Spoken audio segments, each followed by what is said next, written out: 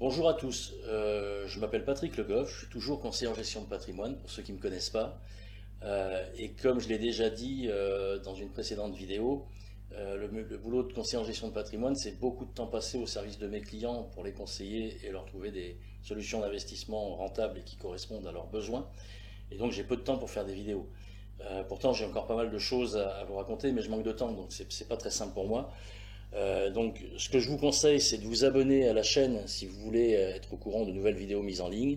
Et puis, si la vidéo vous plaît, n'oubliez pas de liker, d'appuyer sur le pouce en bas de la vidéo pour dire que vous appréciez mes vidéos. Relativement à ce que vous allez voir, je vais juste faire une petite parenthèse parce que vous avez des gens sur Internet qui vendent des formations pour vous rendre indépendant financièrement, c'est-à-dire qu'on vous propose des formations pour investir vous-même sans connaissance particulière au départ. Le problème, c'est que, vous allez le voir, c'est quand même un sacré boulot ce métier, si on veut arriver à ce résultat sur cet exemple que je vais prendre, et surtout, d'autant plus, si on vous donne pour conseil d'investir dans une ville que vous ne connaissez pas. Je ne vois pas comment vous allez faire. Si vous ne connaissez pas la ville, vous n'allez pas voir l'appartement, vous ne pouvez pas chiffrer les travaux, c'est mission impossible, mais on peut toujours rêver, acheter des formations. Après, je ne dis pas que ce n'est pas faisable, mais c'est pas donné à tout le monde. Franchement, c'est un gros travail de fond qui commence au départ. Déjà, il faut capter l'appartement, donc il faut un réseau. Les deux derniers, par exemple, que j'ai vendus à des clients, c'est un agent commercial, un agent immobilier qui m'a appelé pour me prévenir. Il m'a appelé pour me dire: Patrick, je vais mettre en ligne une annonce, je te préviens, l'appartement c'est ça, je t'envoie la fiche. Je suis allé visiter tout de suite, effectivement, on a fait l'offre au prix, on a acheté. Donc il faut aussi des artisans de confiance, parce qu'après, quand il y a des travaux, il faut qu'il y ait un vrai suivi, il faut que les travaux soient faits conformément à ce qu'on a dit. Et trouver des artisans vraiment bons, ça court pas les rues, c'est pas évident. Et encore une fois, si vous êtes dans une ville que vous connaissez pas, bonjour l'angoisse. Et puis, il faut aussi une très bonne connaissance du marché, donc du prix, pour savoir s'il est cohérent ou pas. Il faut savoir chiffrer les travaux rapidement, parce que ça s'invente pas. C'est aussi une question d'habitude, ça s'est pas donné à tout le monde. Et puis après, on fait une offre, mais quand moi, les derniers que j'ai vendus, on a fait une offre au prix. Donc attention, quand on vous dit faut négocier, faut négocier, faut négocier, si vous êtes sur quelque chose de rentable, fiable et qui est au prix pour que ça soit rentable, vous pouvez essayer de faire une offre en dessous du prix, il va vous passer sous le nez. Donc, et il faut aussi évidemment une très bonne connaissance du marché locatif, parce qu'on ne peut pas investir n'importe où sans avoir réfléchi à la rentabilité, au marché et à la puissance de la demande locative. Ça, c'est important aussi. Alors, c'est amusant parce que l'idée de cette vidéo, c'est un client qui me l'a donné. Il y a quelques mois, il m'avait dit: Patrick, j'aimerais bien plutôt quelque chose avec beaucoup de travaux pour créer un déficit, pour fiscalement que ça soit plus intéressant. Donc, je vais comparer deux formats. C'est quasiment identique au niveau du prix, sauf qu'il y en a un qui a beaucoup de travaux et l'autre qui n'en a pas beaucoup. Donc, j'ai comparé deux T4 en colocation, encore une fois, avec un beaucoup de travaux, l'autre quasiment pas. Euh, Petite astuce pour éviter de mentionner leur nom ou prénom, je leur ai donné d'autres prénoms avec un clin d'œil. Donc s'ils me regardent, je leur propose un petit jeu, c'est de savoir pourquoi je les ai appelés comme ça. Voilà, c'est amusant, mais bon, je suis joueur, hein, j'y peux rien. Voilà, mes trois clients, quand vous allez voir cette vidéo, essayez de trouver pourquoi je vous ai donné ce prénom-là. Les deux premiers clients propriétaires, je les ai appelés Léonard et Yvon. Et celui qui m'a posé la question, c'est Sandro. Et Sandro, lui, il a une opération en cours, là, qui est très récente, mais c'est en cours. Enfin, pour que ma comparaison soit juste, j'ai pris le même profil client avec un taux marginal d'imposition à 30% et les mêmes données de crédit, celui d'Yvon, c'est les données de crédit d'Yvon. Donc voilà, c'est à périmètre équivalent, beaucoup de travaux d'un côté, pas beaucoup de l'autre, et un prix de revient quasiment identique et le même loyer. C'est parti pour ce petit comparatif. Donc voici ce à quoi je me suis amusé pour répondre aux interrogations de Sandro, pseudonyme je le rappelle, sur l'importance ou non d'avoir des travaux, notamment là parce que là on est en fiscalité de meublé, je vais y revenir. Vous allez voir que c'est assez révélateur. Donc les deux appartements de mon comparatif, ils sont dans le même quartier, ils sont à 100 mètres l'un de l'autre. Celui de Léonard, alors Léonard, je te donne une piste si mon client me regarde, c'est phonétique, le choix du prénom. Le T4 de Léonard, il a 3 chambres, donc c'est un vrai T4, il fait 71 mètres carrés, j'ai arrondi, hein. 71 mètres carrés. Le prix total, alors moi quand je parle de prix total, je raisonne toujours en net, net, net. Donc c'est le logement lui-même, plus mes honoraires, plus les frais de notaire, plus les travaux, et on y ajoute les meubles et l'électroménager, plus le montage de tout ça. 164 440, dont 43 126 euros de travaux. Le T4 de Yvon. Yvon, lui, il a 3 chambres, 72 mètres carrés, donc on est sur le même format, hein. Sauf qu'il est à 162 788. Donc vous voyez que les prix sont très très proches, hein. Il y a moins de 2000 euros d'écart. Par contre, lui, au niveau des travaux, il y a à peine plus de 3000 euros de travaux, parce qu'il était en très très bon état. Mais on est quand même à peu près sur la même enveloppe totale, hein. Maintenant, on va rentrer dans les données détaillées. Les données détaillées, c'est le loyer, bah c'est le même, c'est exactement le même prix, c'est 450 euros par locataire, charges comprises. Le rendement locatif brut pour Léonard, vous voyez, on a le même loyer, mais les prix sont un petit peu différents. Donc Léonard, il a 9,85 de rendement locatif brut, et Yvon, il est à 9,95. Belle rentabilité quand même, hein, encore une fois, on n'est pas dans un endroit reculé, on est dans une grande ville. Les frais d'agence, taxes foncières et les charges, bah, c'est la même chose, parce que je passe par la même agence et on est dans la même copropriété, donc c'est la même chose.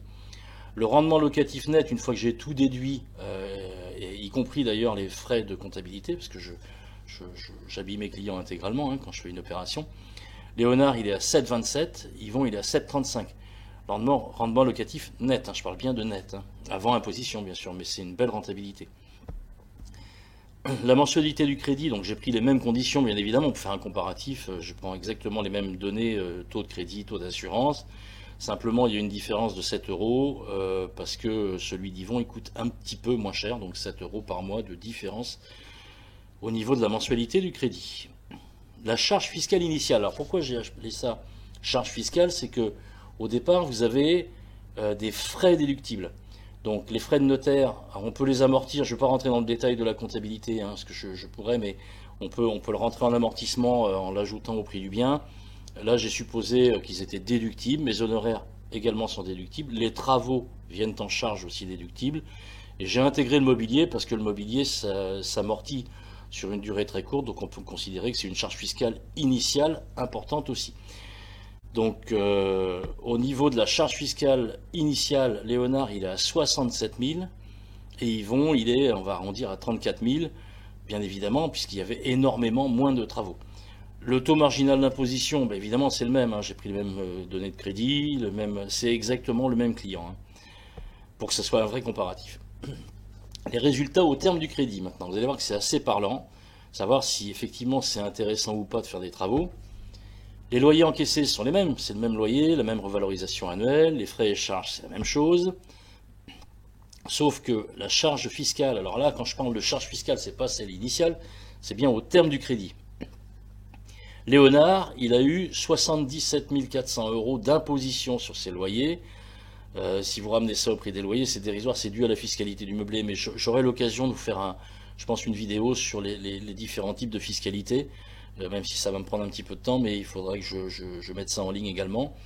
Et Yvon, il a eu un peu plus de charges fiscales, parce qu'il avait moins de choses déductibles au départ, c'est logique, hein, mais regardez la différence, sur la durée du crédit, on est à 4714. Donc effectivement, on voit bien que là, effectivement, ça ne joue pas.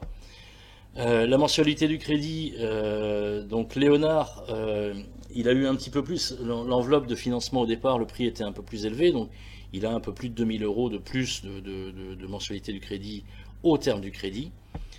La trésorerie nette encaissée maintenant, c'est ça, le vrai juge de paix, c'est ce que m'a rapporté l'investissement. Donc on est en cash flow positif, hein, donc c'est pour ça que je parle de trésorerie nette encaissée. Je vais arrondir, 74 000 pour Léonard, 71 000 pour Yvon.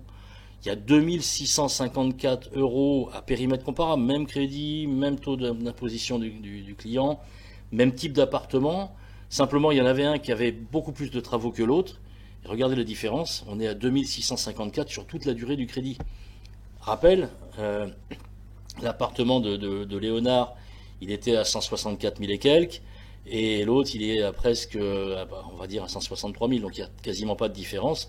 On parle bien du même investissement, mais par contre, il y avait presque le double en charge fiscale initiale déductible entre les travaux, les honoraires, les frais de notaire et tout ce que j'ai cité avant. 67 000 pour Léonard, 34 000 pour Yvon.